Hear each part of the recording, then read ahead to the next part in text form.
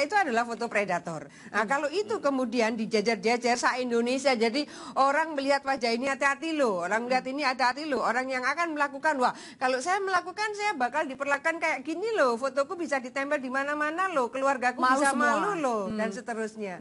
Jadi ini bisa menjadi pemberatan yang lebih signifikan menurut saya. Oke, itu bisa menjadi pemberatan yang signifikan. Kang Asep, tadi Anda juga mengatakan ada pihak-pihak asing, itu maksudnya apa sih Kang Asep? Gini, sekarang kan banyak kejadian-kejadian di mana orang asing ke sini seolah memberikan kasih sayang, pelukan-pelukan. Padahal itu ada penyakit yang sebenarnya kepuasan ketika menggendong bayi, dia melakukan kepuasan seksual. Itu fakta. Satu itu. Kan kita juga pernah mendengar ada sekolah-sekolah asing yang melakukan hal tertentu terbukti. Walaupun kita kecewa dengan putusan terakhir kan. Nah, itu ada beberapa fakta di mana orang-orang asing di beberapa daerah tertentu daerah wisata, mereka melakukan dengan kepuasan tersendiri, mereka melakukan pedofil.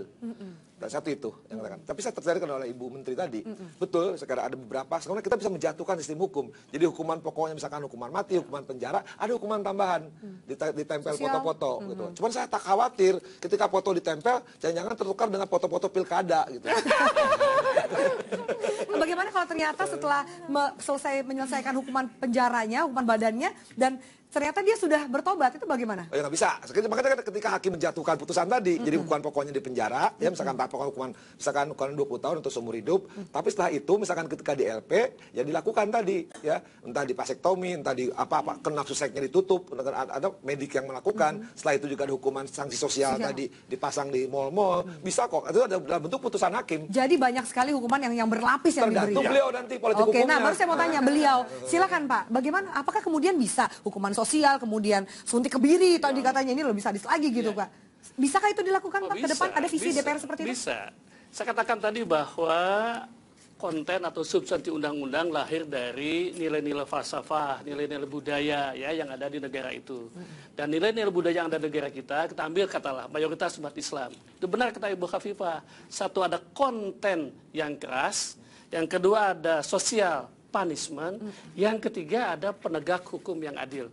Nilai harus kita tegakkan, satu kontennya yang keras, bisa jadi seperti Komnas HAM jika disepakati oleh DPR, oleh bangsa, dan benar kata Bu Khofifah tadi, harus ada, kalau boleh dikatakan, harus ada, kalau boleh dikatakan ya, fayashhad azabahuma, harus disaksikan orang banyak bahwa dia adalah pelaku. Di tiga kontennya, satu hukuman yang berat, yang ketiga adalah publikasikan semaksimal mungkin. Yang ketiga ada undang-undang harus menjamin adilnya para penegak hukum. Iya, tapi Bapak tadi bilang sendiri ini masalahnya penegak hukumnya juga, Pak, hukuman memang maksimal 5 tahun, 15 tahun. Tapi vonis ketuk palunya paling tinggi cuma 3 tahun dan kemudian bebas, Pak. Ya, inilah yang bagian lain dari sisi hukum harus kita tegakkan ya Pak Asep. Bagaimana kita harus punya komitmen yang sama, terutama penegak hukum, bahwa sekarang situasinya bukan masa damai, adalah masa darurat, maka gunakan hukum maksimum di antara undang-undang yang sudah ada. Harus punya pandangan yang sama. Polisi, sekarang kan polisi bolak-balik dengan jaksa.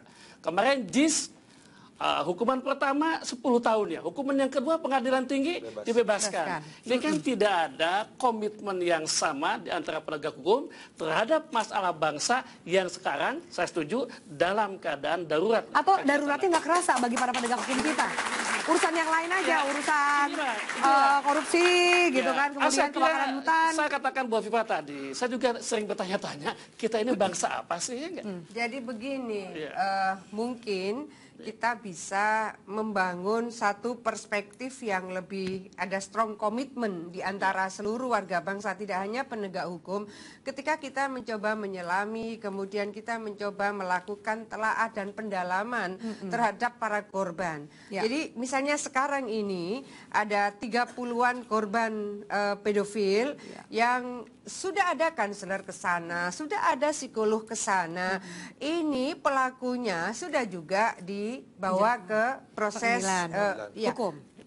Belum pengadilan, belum sampai sudah menjadi kepolisian, sudah tersangka dia, tetapi teman-temannya ini menteror anak dan menteror keluarganya. Psikolognya datang, konselornya datang, ternyata tidak mudah untuk bisa melakukan penetrasi dari trauma-trauma yang dialami oleh anak-anak ini.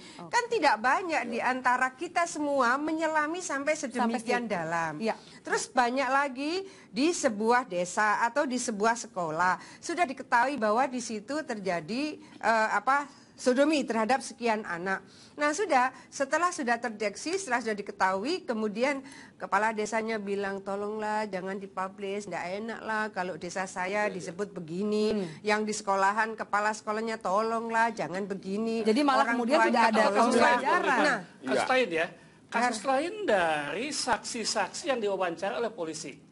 Mereka mengatakan melihat, menyaksikan apa itu yang terjadi.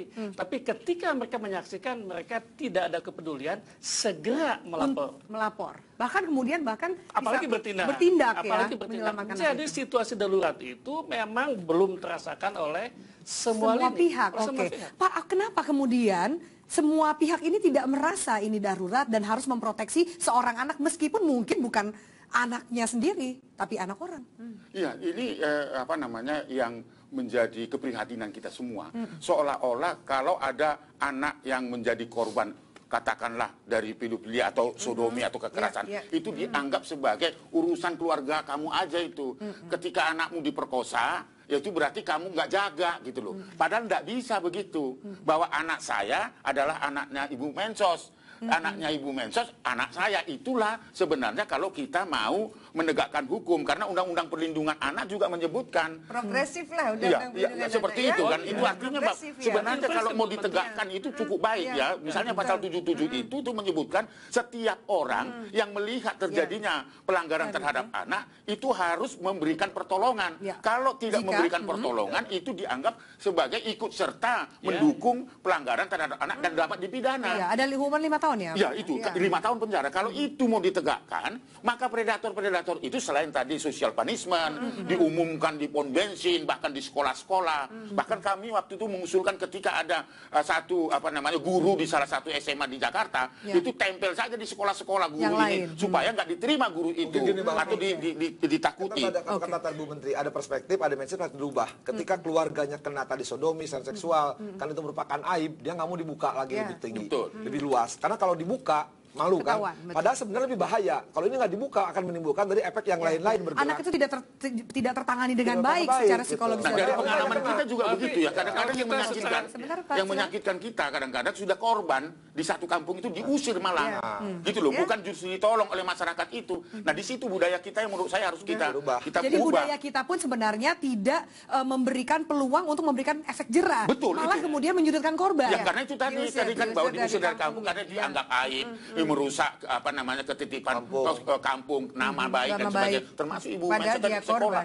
Itu korban harus ditolong sebenarnya begitu. Kalau saya ingin melihat dari kepedulian semua stakeholder ini, ya, Undang-Undang Perlindungan Anak, Inpres Presiden mengatakan bahwa ada pemerintah pusat, pemerintah daerah, keluarga, ya kan, orang tua sampai wali pun itu memang wajib untuk melakukan perlindungan. Kemudian Inpres mengatakan bahwa semua departemen harus menunjukkan kepeduliannya. Panja pengawasan anak yang bentuk oleh DPR kemarin melakukan evaluasi. Bagaimana polisi-polisi, contoh Pak Polisi, itu polisi aparat perlindungan anak baru sampai di Polres, unitnya kecil. Ya kan? Kemudian kita melihat bagaimana Departemen Pendidikan dan Kebudayaan, sekolah amannya belum jalan. Bagaimana Kementerian Agama, ada Direktorat Keluarga, tidak ada poin-poin untuk pendidikan aman keluarga. Mentoknya di mana Pak? Jangan-jangan ini anggaran mentoknya? Ya, saya kira tidak Pak. Enggak. Kasus asap lah contohnya ya. Kita ini sering tidak peduli kalau belum sampai kepada. Boleh saya tanggapi yang ini. Silakan, baru Ibu. Kemarin Kementerian Sosial, sayang Pak Aris kemarin mungkin sibuk nggak sempat datang, sama UNICEF, kemudian kita sama WVI, itu kita baru launching standar minimum perlindungan anak. Nah, bisa dibagi Bu standar